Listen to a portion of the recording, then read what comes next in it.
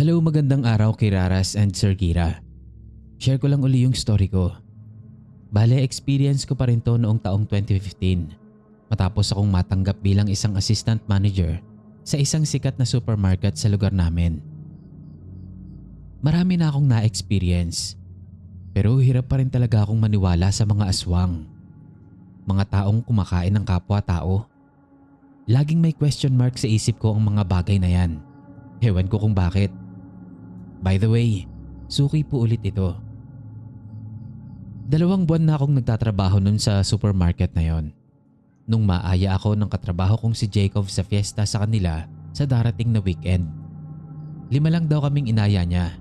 Ang kasama niya sa receiving area na si Ethan, ang 2 promodizer na sina Melay at Shannon, customer assistant namin na si Hannah, at ako nga. Ako naman bilang gusto ring makisama ay agad na pumayag dahil close ko na rin naman yung mga kasama na inimbita niya. Bale, hindi ko naman kasi ganun ka-close si Jacob. Tahimik lang kasi siya at kung magkakasama man kami sa receiving hindi rin naman kami nag-uusap. Kailangan kasi ng witness ang receiving ng items kapag mayroong delivery. It's either manager or assistant manager ang kailangan. So yun nga, okay naman ang samahan naming lahat sa supermarket na yon. Kaya agad ring nakarating sa iba ang balita na inimbita kami ni Jacob sa fiestahan sa kanila. May ilang nagpasaring na sasama rin sila pero buong galang na tinanggihan yun ni Jacob dahil limitado lang daw yung handa sa kanila. May ibang hindi na umimik at yung iba naman nagparating na nagtatampo sila. May nagsabi pa nga na baka naman sila lang ang ihahanda mo sa fiesta kaya limitado lang ang inimbita mo. Napansin kong natigilan si Jacob ng bahagya nun. Tumingin siya sa nagsalita pero agad rin namang ngumiti. Kung sila lang din naman ang iahanda ko, edi ikaw na lang sana ang inimbita ko. Mas malaman ka eh. Sabay tawa niya. Medyo chubby kasi yung dicer na yun eh. Kaya naman talagang tawanan kami ng lunchtime na yon. Dumating ang araw ng pag-alis namin. Bale after ng duty namin, pasado 5 PM, nagbiyahe na kami papunta sa kanila. Sabado ng araw na yon. Since linggo day off namin. Hindi naman mahirap ang naging biyahe namin. Alas 7 ng gabi, nasa bungad na kami ng bayan nila. Bumaba na kami doon kasi hanggang doon na lang daw yung biyahe ng jeep na sinasakyan namin noon. Cut off na raw kasi yung papunta sa kabilang bayan ng ganoong oras. So ang siste, susunduin daw kami ng tatay ni Jacob.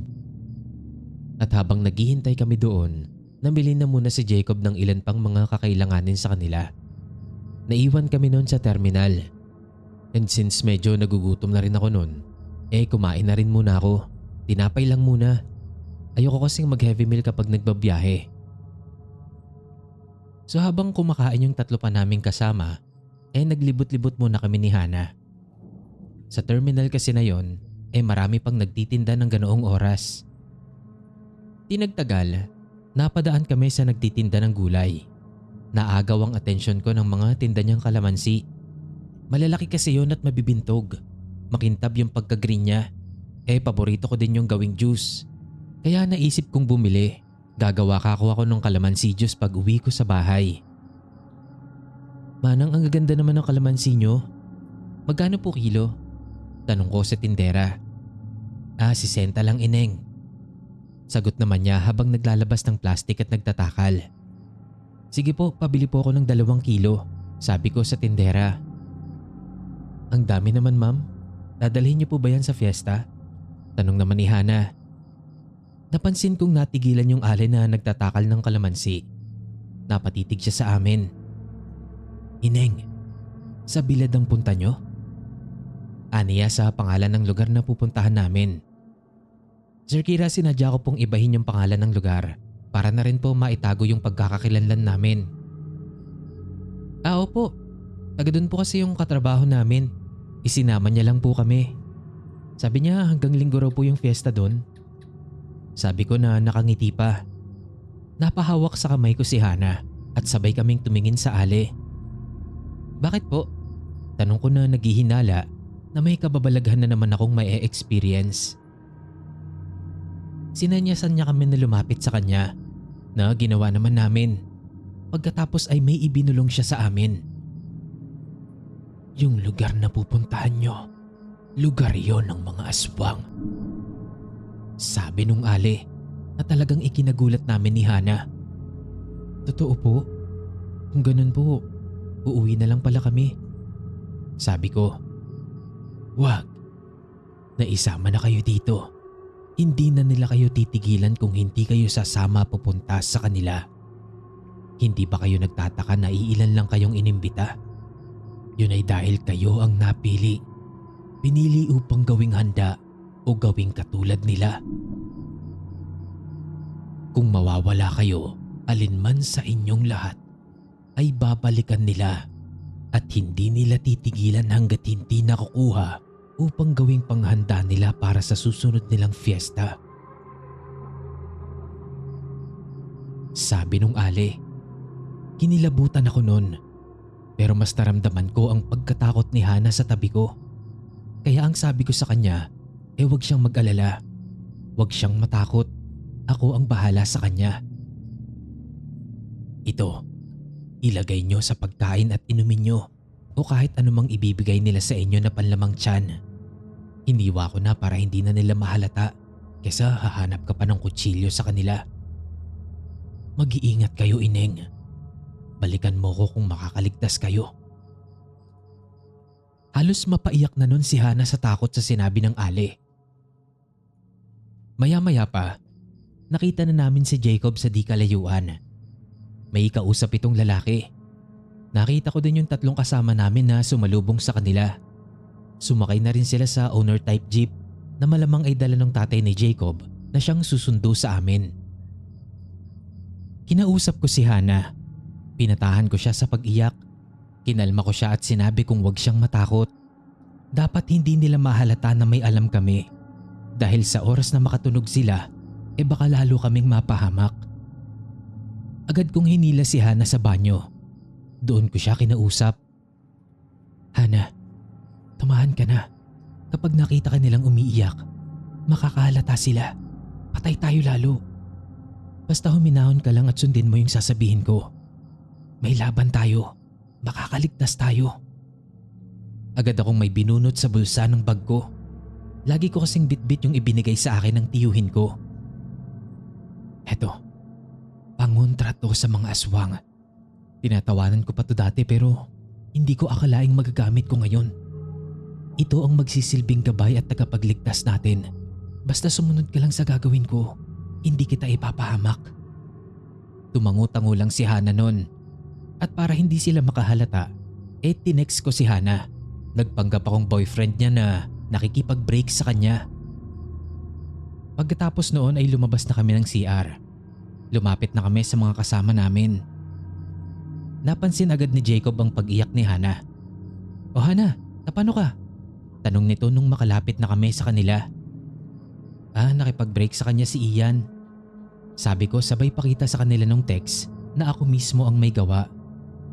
Nako, hayaan mo na yun. Hindi niya deserve ang luha mo. Halina kayo. Sabi naman ni Ethan na tinulungan naman kami ni Hana na makasakay na sa owner type jeep ng tatay ni Jacob. 1 oras pa ang naging biyahe namin bago kami nakarating sa bahay nila. Masaya ang bayan nila. Maraming tao, maraming kabahayan. Nang bumaba kami ng sasakyan, may ilang tumitig sa amin. May ilang mga bumubulong-bulong. Hawak ko ang kamay ni Hana habang naggagala kami nung gabi. Tinanggihan kasi namin yung alok na pagkain. Ang sabi namin, busog pa kami. Kaya naman ang sabi nila, pumasyal na lang daw muna kami sa pinakasentro ng bayan nila. Habang naglalakad kami at inililibot ang paningin sa buong paligid, sobrang nawiwirduhan ako sa tingin ng mga tao. Yung ibang mga nalagpasan na namin, narinig ko pa yung mga bulungan. Bisita yan ng mga taga Purok 5, di ba? May bibiktimahin na naman yung mga aswang na yon. Dinig kong bulong nung isang babae sa kausap niya. Agad naman siyang sinaway ng kasama niya nung mapatingin ako sa kanila. Pagkatapos ay umakto na parang wala lang. Patay mali siya kumbaga. 10:00 na ng gabi nung muli kaming makapasok sa bahay ni na Jacob. Sa labas punong-puno ng mga karne. Malalansang karne na halos bumaliktad ang sikmura namin sa amoy. Ang sabi ni Jacob, kalabaw daw yun. Pero hindi ako naniwala. Lumaki kasi ako sa farm at napanood ko rin naman ang tatay ko na magkatay ng iba't ibang hayop kasama roon ng kalabaw. Kaya alam ko na hindi ganon ang amoy ng karne ng kalabaw na nakakasulasok. Nung gabing yon, hindi kami nakatulog ni Hana. Nag-uusap lang kami sa mga dapat namin gawin sa pamamagitan ng pagte-text. Magkatabi kami sa kama pero sa cellphone lang kami nag-uusap. Uso pa yung cellphone na dikipad noon. Inutusan ko si Hana na lagyan ng passcode yung cellphone niya para kung sakaling kumpiskahin nila yung mga gadgets namin habang natutulog kami, safe ang conversation namin. At hindi nga ako nagkamali. Kinabukasan ng umaga, nagising kami na hinihingi ni Jacob yung mga cellphone namin. Ilalagay daw yun sa aparador para ma-focus lang ang atensyon namin sa saya ng fiesta sa kanila. Nung umagang yon bilang almusal ay hinainan nila kami ng kape at pandesal. Pati na rin ng ilang mga lutong ulam, dinuguan, kaldereta at sisig. Pasimple kong kinuha yung kalamansi sa bag ko. Pinigaan ko yung kape at pandesal na nakahain sa amin. Yun daw kasi ang gusto ni Hana, kaya ay pinaghanda din kami ni Jacob noon. Nag-abang kami ng ilang sandali. Hinihintay kung may mangyayari bang kakaiba doon sa pandesal at kape. Nung mukhang okay naman, saka namin yun kinain ni Hana. Habang sina Melay, Ethan at Shannon, kumain ng kanin at ng ulam. At sarap na sarap sila sa mga putahe na yon. Wala akong magawa nun. Dahil hindi ko naman pwedeng lagyan agad yung mga putahe na yon kasi mahahalata kami. Wala kasing kaalam-alam yung tatlo sa sitwasyong kinalalagyan namin. Pag nagpadalos-dalos ako ng kilos at nahantad ang totoong itsura ng mga kinakain nila, ay baka mabigla at magkagulo yung tatlo at iyon na ang ikapahamak namin. Napapatanong na lang ako nun sa Diyos at sa isip ko kung ano na bang nangyayari sa amin. Ano ba yung sitwasyon na napasok namin na yun? Matapos naming mag-almusal ay nagsayawan na. Tradisyon daw yon sa kanila para daw mas makaakit pa ng mas masaganang pagkain at mga pananim. Kaya naman lahat kami noon ay nag-participate. Si Hana hindi umaalis sa tabi ko. Nakayuko lang siya noon at sumusunod sa akin. May mga nagtanong kay Jacob ng kalagayan ni Hana. At ang sagot ni Jacob kakabreak nga lang daw sa boyfriend niya. Ako naman ngumingiti-ngiti lang kapag napapatingin sila sa amin. Pero sa loob-loob ko hihimatayin na ako sa takot. Nung tanghali, nakatulog si Hana. Lumabas muna ako para magmatsyag sa paligid namin. Malayo sa kalsada ang bahay nila. Mula sa bayan, humigit kumulang 30 minutes din ang lalakarin. Tapos rough road pa ang daan. Iniisip ko noon kung paano kaming makakarating agad sa bayan kung tatangkain naming tumakas at paano ko pang maisasama yung tatlo na kasama pa namin. Nagulat ako nung biglang may humila sa akin. Muntik pa akong mapasigaw nun. Shhh! Ma'am, ano ba talagang nangyayari? Nadinig ko kasi si Jacob at ang nanay niya Espesyal ka raw tsaka si Hana. Kayo raw ang isusunod para sa 1 taon. At ano yung nalaman nyo? Hindi ako naniniwala na nakipag-break yung boyfriend ni Hana sa kanya. Dahil ako ang boyfriend niya. Sabi ni Ethan na lalong nagpakaba sa akin. Parang gusto ko nang tumakas at umiyak nung mga oras na yon. So kami pala ni Hana ang handa next year? Tinignan ko siya ng diretsyo. Saka ko nagpasyang ikwento sa kanya ang nalaman namin. Hirap mang maniwala ay binigyan ko siya ng 2 kalamansi. Eto, huwag kang magpapahalata Palihim mo lang napigaan yung pagkain na ibibigay nila sa atin. Makikita mo kung ano ang totoo. Kung ano ang totoong kalagayan natin ngayon. Ethan, kailangan na nating makaalis dito. Dahil mukhang totoo nga yung sinabi mo na kami na ni Hana ang susunod nilang ihahanda. Kaya pala, kung anong hingi ni Hana, ibinibigay ni Jacob. Bukod kasi sa kape at pandesal, nanghingi din si Hana ng gulay para sa tanghalian. At pinigaan niya rin yun ng kalamansi at totoong gulay naman yun. Ganito ma'am, kahapon nakakita ako ng maliliit na hipon sa bayan. Yung inilalagay sa pansit. Bumili ako nun para sana ipasalubong kay mama. At yun yung gagamitin natin para makatakas. Sabi ni Ethan. Tinanong ko kung paano. Allergic si Hana sa hipon ma'am. Magsusuka ng magsusuka si Hana kapag nakain niya yun. At kakailanganin niyang madala sa ospital kapag nangyari yun. Doon tayo tatakas ma'am. Kailangan lang nating maisama si Melay at Shannon. Alam ko, may baon lagi si Hana na anti-allergy niya eh. Pero itatago natin yun. Paliwanag ni Ethan. Agad naming ginising si Hana. Ipinaliwanag namin ni Ethan ang plano. Alam niyang delikado. Pero hindi siya nagdalawang isip na pumayag. Kinain niya ang ilang hipon. Pagkatapos ay nagsilid ng ilan sa bulsa niya. Kunin mo na lang mamaya ma'am pag nagsusuka na ako ha. Ikaw nang bahala sa amin. Sabi niya na naiiyak pa. Agad na kaming lumabas kung saan nagkakasiyahan pa rin ang lahat. Nakita namin sina Melay at Shannon. Mga nakaupo sila sa isang sulok at mga nagsisikain na naman. Paglapit namin, binigyan din kami ni Jacob. Ang sabi niya "Oh, kainin niyo yan. Tradisyon yan dito sa amin. Magkakaroon kayo ng masaganang taon pag naubos niyo yan." Sabay iabot sa amin ng isang malaking hiwa ng inihaw na karne. Pagkatapos noon ay bumalik din siya agad kina Shannon at Melay na sayang-saya sa pagkain at pag-inom ng alak. Pasimple naming pinigaan yon ng kalamansi. At ilang segundo lang ay nagbago na agad ang itsura noon. Yung sa amin ni Hana ay naging isang maitim na tipak ng karne na may balabalahibo pa na parabang sahita ng tao. Napasinghap naman si Ethan sa tabi ni Hana dahil yung sa kanya ay naging paa. Hindi ng baboy, hindi ng kalabaw o baka, kundi ng isang tao. Doon na nagsimulang magsuka-suka nun si Hana. Naiiyak na rin siya nun dahil halos hindi siya makahinga. Bigla ring namula ang leeg at katawan niya sa pamamantal. Mabilis kong kinuha yung hipon sa bulsa niya nang makatawag ng pansin ang nangyayari sa kanya. Naglapitan sa amin yung mga kamag-anak ni Jacob. Tinatanong kung anong nangyari kay Hana. Halos lahat ng tao doon talagang nakatuon sa amin yung pansin. Allergic ka sa hipon be? Ba't ka kumain? Tanong ko kunwari kay Hana. Sorry ma'am, dinner ko kasi siyang kumain ng hipon Hindi ko naman alam. Sorry Hana.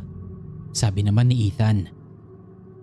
Nung makita kong papalapit na rin sila Shannon, ay agad kong tinabig yung mga nasa ibabaw ng lamesa. Yung mga inihaw na laman na ipinapakain sa amin ni Jacob. Pag nakita nila yon, paniguradong purnada ang plano namin. Pati si Hana, kami ang magiging dahilan ng pagkamatay. Agad namang nakuha ni Ethan ang ginawa ko. Mabilis niyang inihiga si Hana sa mesa. Tinawag ko si Jacob. Sinabi kong kailangang madala si Hana sa ospital. Tapos sinabihan ko na rin si Melay at Shannon na sumama na rin sila dahil hindi ka ako namin kaya yun ni Ethan. Teka, pwede namang isa na lang ang magdala. Bakit kailangan pang lahat kayo? Ang hirap naman na pumunta kayo dito tapos mapupurnada ang kasiyahan ng mga kasama nyo dahil lang sa isa. Sabi naman ng nanay ni Jacob na agad namang sinang-ayunan ng karamihan. Nag-isip agad ako ng palusot nun. Hindi ka ako pwede yun. Kailangan makatakas kaming lahat. May nervous breakdown po kasi ako Hindi po pwedeng ako lang ang kasama. Baka po lahat kami ma-ospital pag nagkataon. Jacob, please. Sabi ko na lang nun. Sobrang lakas ng kabog ng dibdib ko nun, Sir Kira. Yung mga ganong eksena, sa movies ko lang napapanood. Hindi ko akalain na magkakatotoo sa akin. Sobrang takot na takot ako nun na parang maihimatay pa ako sa nervyos. Ramdam ko na kung gaanong nangihina ang mga tuhod ko nun. Sige na, dalhin nyo na yan. Baka mamaya mamatay pa yan. Sayang. Sabi ng tatay ni Jacob na ikinagulat ko naman. Hindi na lang ako nagpahalata. Inutusan ko sina Melay at Shannon na kunin yung mga bag namin. Kinuha na rin ni Jacob yung mga cellphone namin. Teka, Bakit lahat kayo may bag? Babalik pa naman kayo, di ba? Tanong nung isang matanda. Lola Manay ang tawag sa kanya ng mga tao roon. Madalas siyang nakatitig sa amin simula pa nang dumating kami ron. At yung tingin niya ay parabang tagos hanggang kaluluwa namin. Opo Nay, kailangan din naman po naming magpalit kasi nasukahan po kami ni Hana. Mahirap naman pong bumalik na amoy suka pa rin kami. Singit naman ni Ethan. Tingin ko nun Sir Kira ay nag-aalangan si Jacob na ibigay sa amin yung susi ng sasakyan. Hindi ko rin kasi pinayagan na siya ang mag-drive dahil katwiran ko nakainom siya. Marami pa naman kakong pulis sa bayan. Baka kako masita siya. Sige, sasamahan ko na lang kayo. Sabi niya na hindi na nagpapigil at agad nang sumakay sa owner nila. Pasimple kaming nagkatinginan ni Ethan noon.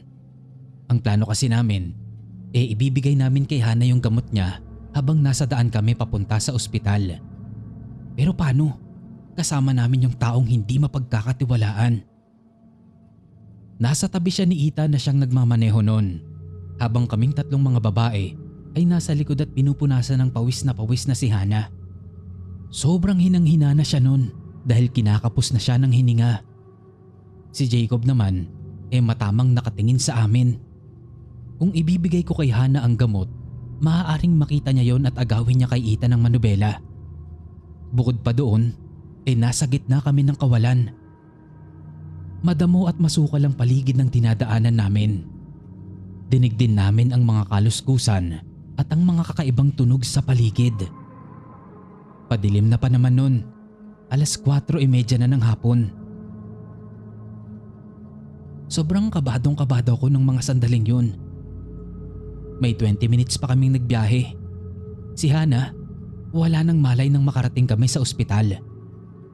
Agad rin namang nalunasan si Hana. 1 oras ang lumipas. Hindi pa rin kami nakakapagplano kung paano kaming makakatakas. Sina Shannon at Melay nag-aaya nang bumalik sa lugar nila Jacob. Kami naman ni Ethan, syempre ayaw na namin. Si Melay nagpakita na ng pagkadismaya. Si Hana lang naman daw ang nagsuka. Pero bakit daw lahat kami ay apektado? Nasinigundahan pa ni Shannon. Pagkatapos ay sinundutan na ni Jacob ng pag-aya pabalik sa kanila. Pero hindi ako pumayag. Nakiusap ako kay Jacob na kung pwede ay doon na lang muna kami. Kako ay nanghihina pa ako sa nangyari. Napasimangot naman yung tatlo. Kasi medyo ginamitan ko na ng manager mode yung boses ko. Maigi na lang din at hindi na tumutol pa yung dalawa. Matapos noon ay umalis na rin si Jacob. Pero tumingin pa ito ng masama sa akin bago tumalikod. Doon na kami inabot ng umaga sa lugar na yon. Pero hindi kami nagpakakampante. Alerto kami sa lahat ng oras. Bantay sarado din namin sina Shannon at Melay. Pati pagbabanyo nila nakabantay kami. Baka kasi mamaya tumakas sila para lang bumalik doon. O di kaya naman, baka bumalik si Jacob kasama yung mga nakasunod sa amin habang nasa biyahe kami papuntang ospital at kunin silang dalawa. 3:00 ng madaling araw sana ang biyahe namin pabalik ng Laguna. 2:00 nung maisipan ko na magkape na muna, kaya lumabas ako at naghanap ng vending machine. Nasa may bandang labas yun, malapit sa pinto ng emergency. So naghulog ako ng 5 piso. Nung may maramdaman akong nakatitig sa akin. Hinilabutan ako. Wala kasi halos tao nung mga oras na yon. At yung guard on duty, mahimbing na ang tulog sa upuan niya. Luminga-linga ako. Sa parking na malapit kung saan ako nakatayo, mayroong isang itim at napakalaking aso ang tila nakatingin sa direksyon ko. Para ba itong nakatitig sa akin? Hindi ko agad yun naisipan ng kung ano. Tinawag ko pa nga at hinagisan ko ng tinapay na binili ni Ethan para makain namin.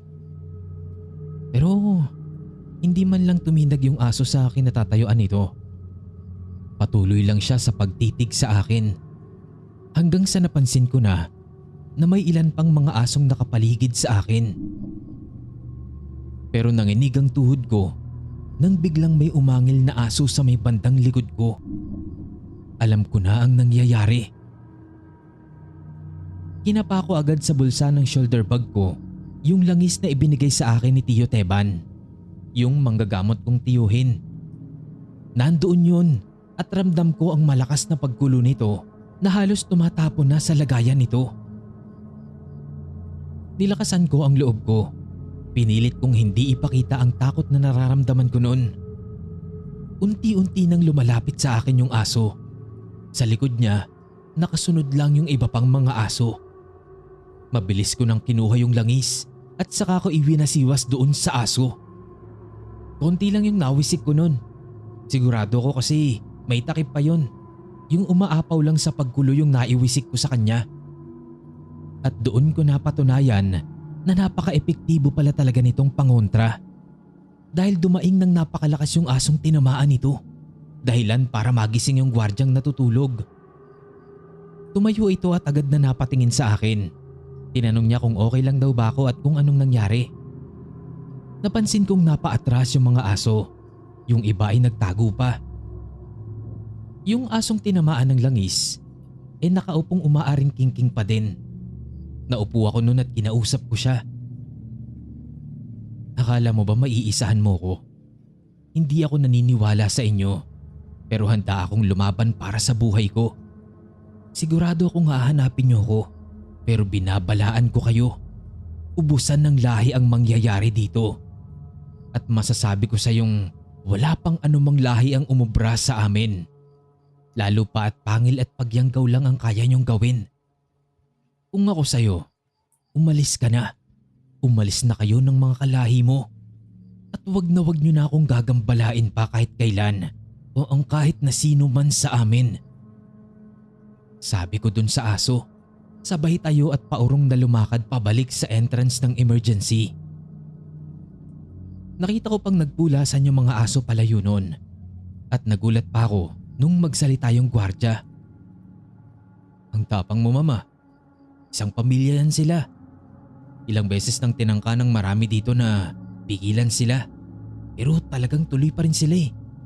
Takot din ng karamihan kaya hindi na din nila pinakikilaman ng mga yan sa ginagawa nila. Sabi ng gwardya. Hawak ko pa rin ang langis noon, Sir Kira. Handa na nga akong ibato yun sa kanya. Pero agad na lumapit sa akin yung guard. Hinawakan ng kamay ko at nagtaktak ng langis sa kamay niya. Pagkatapos ay inihilamos yun sa sarili niya. Hindi po kami kabilang sa kanila, ma'am. Isang purok lang yan sila doon sa ibayo. Sabi ng gwardya na nakangiti pa sa akin. Totoo bang pumapatay sila ng tao, kuya? Ba't walang gumagawa ng aksyon? Tanong ko sa gwardya. Wala po kasing napapatunayan, ma'am. Wala pang aktwal na nakasaksi na maaaring makapagpatunay sa mga ginagawa nila doon ang nakatakas mula sa lugar na yon. Kayo pa lang po, ma'am. Inaumagahan noon ay agad na kaming nagbiyahe palabas ng bayan na yon. Alerto pa rin kami sa paligid namin. Pinagmamasdan ang bawat taong nakakasalubong namin sa lugar. Nagmamasid dahil baka masundan pa nila kami. Nang makarating kami sa terminal ay agad kaming pumunta ni Hana sa aling nagtitinda ng kalamansi. Napasigaw siya ng pasalamat sa Diyos nang makita kami. Agad siyang may kinuha sa ilalim ng mesa niya. Dahon-dahon yun na ibinigay niya sa amin ng libre. Pangontra yan sa Yanggaw. Ipainom niyo sa mga nakakain ng pagkain nila doon. Ang sabi niya sa amin. Bumili na rin kami ulit ng kalamansi nun sa kanya na hindi niya na pinabayaran. Tuwang-tuwa daw siya sa tapang namin at bukod tanging kami lang daw ang naniwala sa kanya. Umuwi kaming lahat ng umagang yon at lahat din kami ay nag-file muna ng leave. Kasi yung tatlo sa mga kasamahan namin sumama ang pakiramdam. Agad ko silang dinala sa Tio Teban ko. Ipinakita ko din sa kanya yung dahon na ibinigay sa amin nung ali. Dahon ng bayasong ito. Mabuti na lang at nasabihan kayo. Kung hindi alinman ang nangyari sa inyo. Pwedeng patay na kayo o baka aswang na rin kayo. Sabi ni Tio Teban. Nakaharap ko pa yung isa sa kanila kagabi. Kasama pa yung ibang mga nakamasid. Mga anyong aso sila, tiyo. Binalaan ko siya na wag na kaming gagambalain dahil sabi ko uubusin ko yung lahi nila. Sabi kong tatawa-tawa pa. Subukan lang nilang bumaba kung gusto nilang maubos na ang lahi nila, sabi ni Tio Teban. Naguguluhan man sina Shanen at Melay ay ininom din naman nila lahat ng ipinainom namin. May ipinakain din si Tio Teban sa kanila. Nung araw na yon ay inilabas din nila lahat ng nakain nila sa pestahan na yon. May mahabang buhok pang ang naisuka si Melay. Ang dami. Tingin ko galing yun dun sa malaking karning inihaw na ibinigay nila sa amin. Sobra-sobra yung pandidiri nila noon. At nagsabi pa na kahit na sino pa raw ang mag-imbita sa kanila talagang tatanggihan na nila. Nung kasal nga namin ng asawa ko, hindi rin sila kumain. Pero hindi naman ako nagtampo. Natawa na lang din ako. At least kako, nandoon sila. Matapos ang insidenteng yun, Sir Kira, hindi na pumasok si Jacob sa supermarket. Usap-usapan nga noon na baka nga daw aswang talaga sila kahit wala naman kaming pinagsabihan ng experience namin na yon. Ang tawag nga nila sa amin doon the survivors daw. Hanggang dito na lang po muna. Alam ko na mahirap paniwalaan ito pero totoo po itong nangyari sa amin. Kahit ako na mismong naka-experience noon, hirap pa rin talaga akong paniwalaan na nag-i-exist pala talaga sila. Na may mga tao pala talagang kumakain ng kapwa-tao para maibsan ng kung anumang nararamdaman nilang gutom. Hindi sa normal na pagkain, kundi sa isang kagimbal-gimbal na kababalaghan na hindi masagot ng ninuman. Kung hindi ko to na-experience at madinig ko lang na binabasa mo, sasabihin ko talaga na istoryahe. Pero kung kayo yung nasa kalagayan namin noon, hindi ko rin alam kung anong nangyari na sa inyo. Bukod din nga pala sa langis, nagdala din ako noon ng hiwa-hiwang kalamansi sa bag ko. Isang patak lang sa pagkain at inumin ko. Bago ko yun ilaman sa tiyan ko, solved na ako doon. Salamat po ulit, Sir Kira. More power po sa inyo. Abangan niyo po ang iba pang mga experience naming The Survivors. Kasi may mga 3 o 4 pa ata pagkatapos nun. Ginusto naming maghiwa-hiwalay pero walang makakatibag na anumang kababalaghan sa samahan naming 5.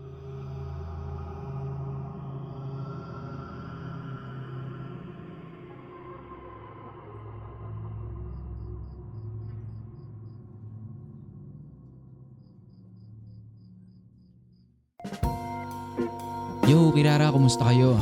At oo, medyo late ng ilang araw itong upload natin pero actually dapat kahapon pa tong upload na to. Kaso walang kuryente dito sa lugar namin. Tapos ngayon naman, umulan ng malakas. Buti na lang tumila. Kinabahan ako baka hindi na naman makapag-upload. Pero well, yun lang naman. Excuse ng tamad. Anyways, tara simulan na natin tong shoutout natin dum. Unang-una sa lahat, shoutout po muna kay Ma'am Suki, ang loan story sender natin for today's video. Grabe, talagang suking-suki na natin tong si Ma'am Suki, ano. Pangilang beses niya nang send to ng story niya Kaya maraming salamat po, Ma'am Suki. At ang sabi niya marami pa raw susunod. Thank you po ma'am sa tiwala sa pag-share niyo ng stories dito sa channel natin. Again, shoutout po kay Ma'am Suki. So kukuha po tayo ng shoutout sa last upload natin na Maikling Kwento episode 34, Transient House sa Kalibo Aklan Horror Story. So shoutout po kay Ma'am Bebe Mahal Kita 662. Kay Sir Kira, pabati po. Shoutout po ma'am.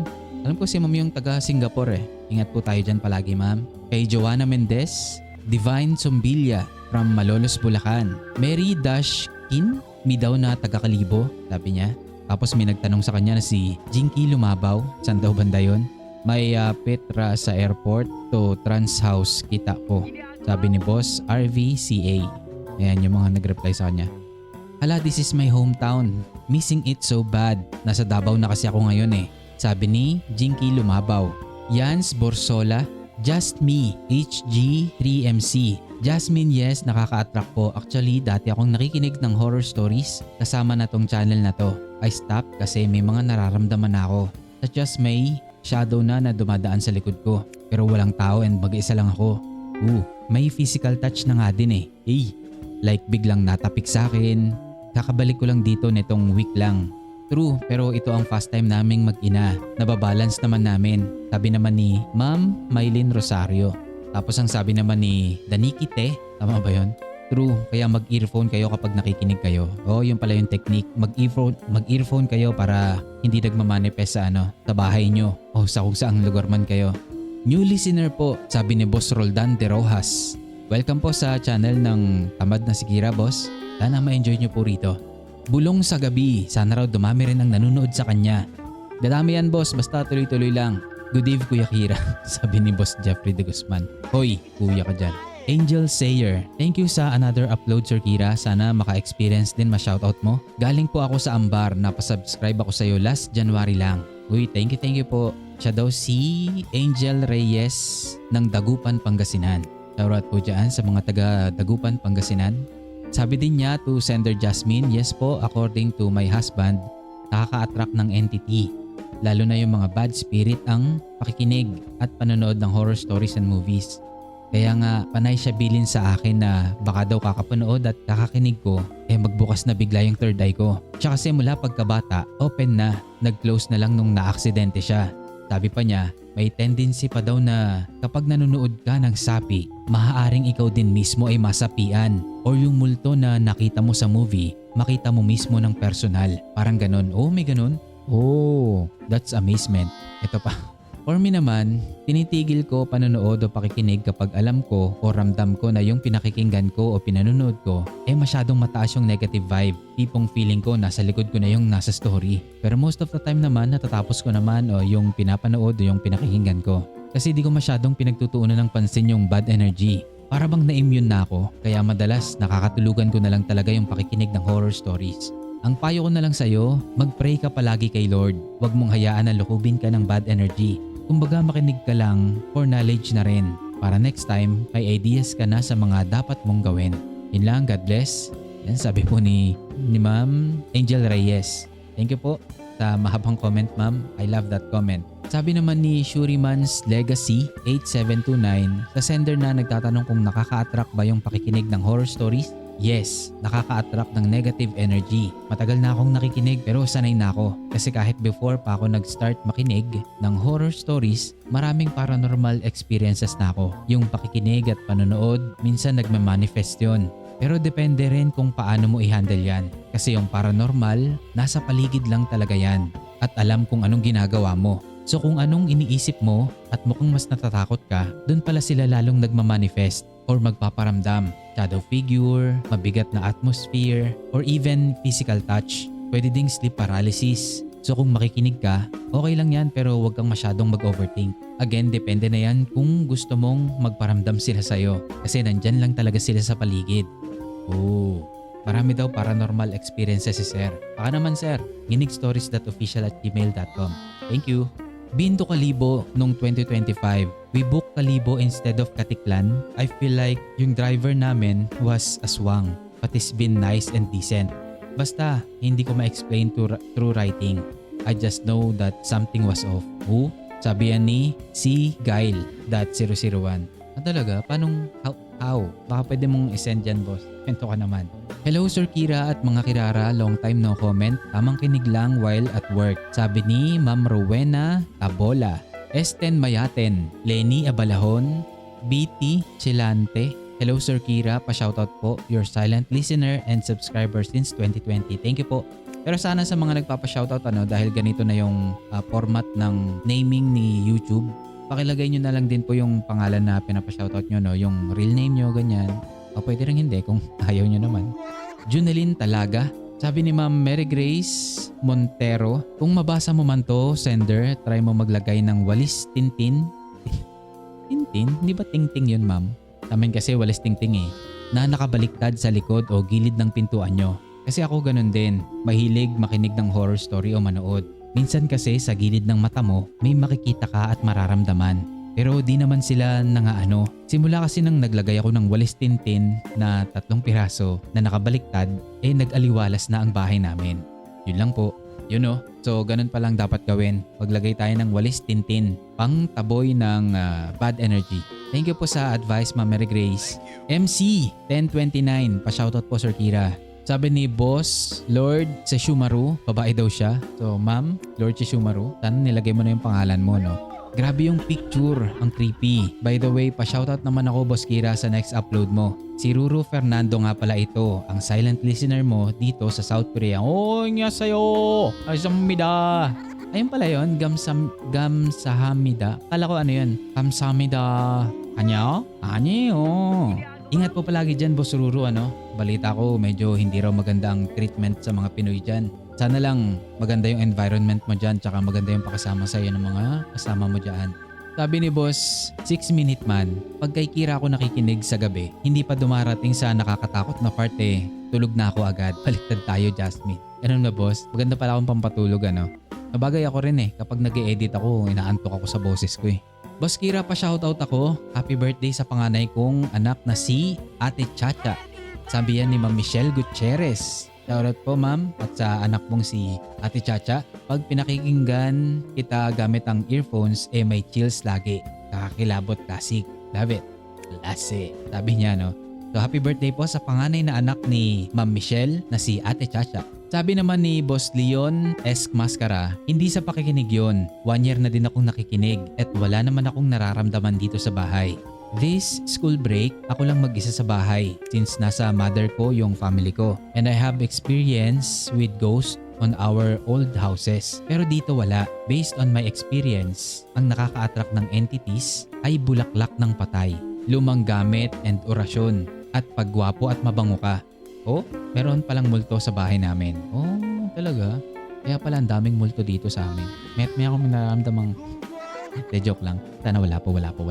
Joke lang po. Lia Lorraine, kapag nakikinig ako, lagi ako naka-headset para ako lang talaga ang makarinig. Natitrick ko yung utak ko na wala akong na-attract na kahit ano kasi ako lang naman ang nakakarinig. Sabi naman ni Boss David yan, kahit naka-headset pa, pag nakikinig ka talaga, ma-attract yan. Maapektuhan ka lang pag mahina spirit mo. Oh. So iba-iba tayo ng experience sa ganyan. Hello Sir Kira, new listener from Ambar. Napunta ako dito. Sabi ni Ma'am Lorna Romarate. Hello ma'am, shoutout po. And sa iba pang mga listeners ng Ambar, maraming salamat po sa pagdalaw sa channel ni Kira Boy. Numancia Aklan here. Sabi ni Ma'am Jalin Zamenyo. So taga-Aklan siya. Actually may friend ako na taga-Aklan eh. Pastor na siya ngayon. Shoutout sa iyo dyan friend. Ingat ka palagi. Hindi man tayo nagkikita pero mahal kita. Yo, pa-shoutout daw from Kalibo Aklan, sabi ni Romaro Kendo o Roma Roquendo. So shoutout sa'yo boss, pili ka na lang kung alin yung tama doon. Sabi ni boss Denny Von Lagasca, parang naniniwala rin ako na nakaka-attract kasi since 2021 nakikinig na talaga ako sa Pinoy Creepypasta. Then isang gabi may sumitsit sa akin sa kwarto. Gabi na yon, akala ko guni-guni ko lang nung biglang sumitsit na naman. Tapos nung tumigil na ako sa pakikinig. Yari ka boss. Transient. Opo, sorry po. Nagkamali po yung keyboard po. Sabi ni boss, Ashes so process? Ashes of process.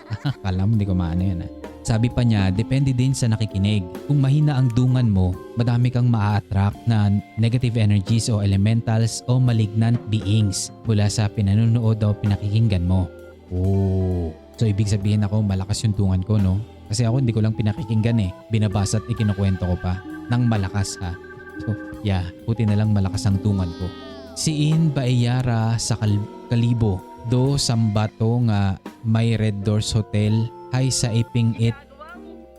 Sorry po, hindi ko kayang basahin. Sabi yan ni Boss RVCA. Sabi ni Janela Salvador, uy, familiar sa akin tong tao na to. Ay ma'am, what's up? Kung pananampalataya ang pag-uusapan, may mga tao na naniniwala na ang sobrang pagkahilig sa mga bagay na may kaugnayan sa takot, kadiliman o mga kwento tungkol sa masasamang espiritu ay maaaring magkaroon ng negatibong epekto sa isip at damdamin ng tao. May ilan ding naniniwala na maaari itong magbigay daan sa tinatawag nilang negative energy, lalo na kung nagdudulot ito ng labis na takot, pagkabalisa o paglayo sa Diyos. Gayunpaman, mahalagang tandaan na hindi lahat ng nakikinig ng horror stories sa YouTube ay otomatikong nakakaakit ng masasamang espiritu. Maraming tao ang nakikinig dito bilang libangan lamang at walang kakaibang nangyayari sa kanila. Kadalasan ang epekto nito ay mas nakikita sa emosyon at pag-iisip. Nagiging mas matatakutin, mas praning o mas balisa sa mga bagay na dati naman ay hindi nila pinapansin. Para sa mga taong may matibay na pananampalataya sa Diyos, ang kanilang tiwala, pananalangin at pagsunod sa mabuting aral ang nagbibigay sa kanila ng kapanatagan ng loob. Kapag malakas ang iyong pananampalataya,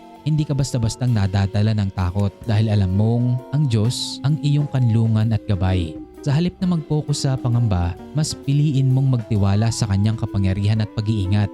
Mahalaga rin na maging maingat sa mga bagay na ating pinapapasok sa ating isip at puso. At kung mapapansin mong ang pakikinig ng horror stories ay nagdudulot ng matinding takot, pagkabalisa, masamang panaginip o pagkawala ng kapayapaan ng isip, maaring mas makabubuti na bawasan ito at maglaan ng mas maraming oras sa mga bagay na nagbibigay ng inspirasyon, pag-asa at positibong pananaw sa buhay. Sa huli, ang pinakamahalaga ay ang pagpapanatili ng malapit na relasyon sa Diyos, pagkakaroon ng malinis na konsensya at pagpili ng mga bagay na nakatutulong sa inyong espiritual, emosyonal at mental na kalagayan. Ang pananampalataya, panalangin at pagtitiwala sa Diyos ay nagbibigay ng lakas ng loob upang hindi tayo madaling madaig ng takot. Ano man ang ating marinig, mapanood at maranasan sa paligid natin. Yan, sabi ni Ma'am Janela Salvador. Thank you po sa insight at wisdom, Ma'am. Sabi naman ni Ma'am Angel Buatis, not necessarily palugina, kaya nakatie up kay Red Doors. Less hassle kasi sa marketing, especially online bookings. Kaya yung ibang hotel nakikitie up kay Red Doors. Just saying. Anyway, nakarinig na rin ako niyan about sa hotel na creepy daw pagpasok pa lang. Kaya dapat pinapabless talaga always ang establishments para ang presence ni God ang mamamayani at hindi ang takot. Amen.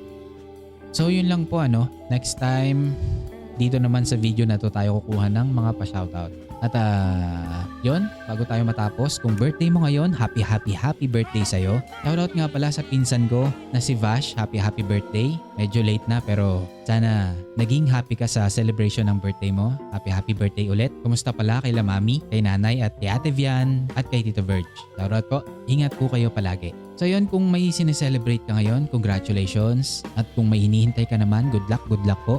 Muli po sa mga gustong mag-send ng stories nila, mga karanasang talaga namang nakakanginig, send nyo lang po yan sa email ko, nginigstories.official@gmail.com. Wag na po sa FB page ng Nginig Stories o sa personal account ko na Kira Araze dahil hindi po talaga ako madalas doon. Dito na lang po sa email. Okay? So yun lang po, muli maraming salamat sa pag-click ng video natin ngayon, sa pakikinig ng kwento natin ngayon, sa kwento ni Ma'am Suki. Hanggang sa susunod ulit, Kirara, muli maraming salamat po. Ingat po tayong lahat.